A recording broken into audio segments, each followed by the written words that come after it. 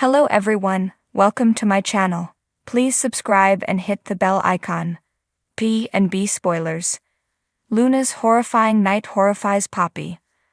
On the February 13 episode of The Bold and the Beautiful, spoilers tease more trouble for Luna and a shock for her mother Poppy. Luna, Lisa Yamada, still can't believe that she ended up sleeping with Zend, Dylan Demetz, and can't imagine how she ended up in bed with him. She didn't think she drank that much, but she was so very tired, and is now so very confused. Zend was the last person Luna wanted to be with. When Luna tells Poppy that she inadvertently cheated on RJ Joshua Hoffman, Poppy's Romy Park mind goes into overdrive. Luna doesn't typically get drunk, but she must know that her daughter is obsessed with having good breath, right? Poppy is stunned by Luna's news and starts to realize that she didn't just misplace her magic mints, they also ended up in the wrong hands and could have ruined her daughter's life. Poppy is beside herself that she let this happen. How will Poppy break it to her child that Luna's night with Zend was Poppy's fault? How will Luna react when she learns what really caused her alleged inebriated state at Donna, Jennifer Gareese, and Eric's, John McCook, latest wedding?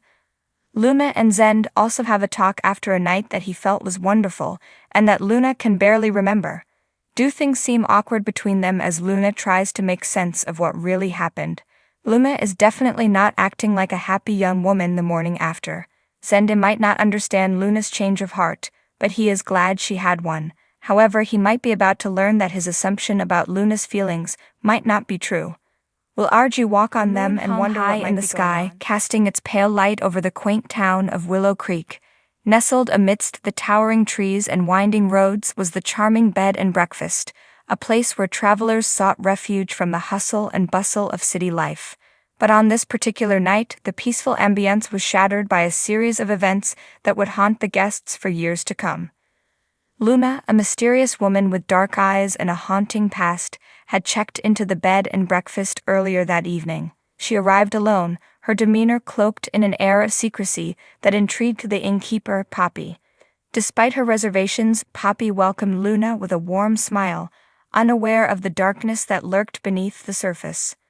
As the night descended upon Willow Creek, strange occurrences began to unfold. It started with a faint whisper echoing through the corridors of the old building, sending shivers down the spines of the guests. Doors creaked open and shut of their own accord, and eerie shadows danced across the walls like specters in the night. Poppy, ever the vigilant innkeeper, tried to reassure her guests that it was merely the creaks and groans of an old building settling in for the night, but deep down she couldn't shake the feeling that something sinister was afoot.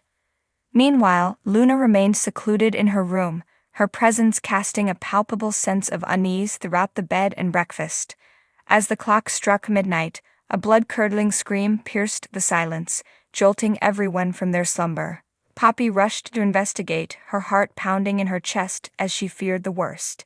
She found Luna standing in the hallway, her eyes wide with terror, as she recounted a chilling tale of a ghostly figure that had appeared at the foot of her bed, its hollow eyes staring into her very soul. Despite her skepticism, Poppy couldn't deny the fear etched on Luna's face. She ushered her back to her room, promising to keep a close eye on her for the remainder of the night. But the horrors were far from over. As the hours ticked by, the supernatural activity intensified, reaching a crescendo of terror that shook the very foundations of the bed and breakfast.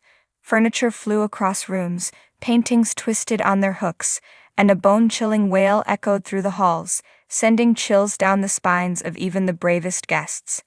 Poppy, now faced with a situation beyond her control, turned to the only person she believed could help, the local historian and paranormal expert, Dr. Marcus Hawthorne. With his expertise in the occult, Poppy hoped that he could shed some light on the dark forces that had descended upon the bed and breakfast. Dr. Hawthorne arrived just as dawn broke over Willow Creek, his presence commanding respect as he delved into the history of the town and its rumored ties to the supernatural.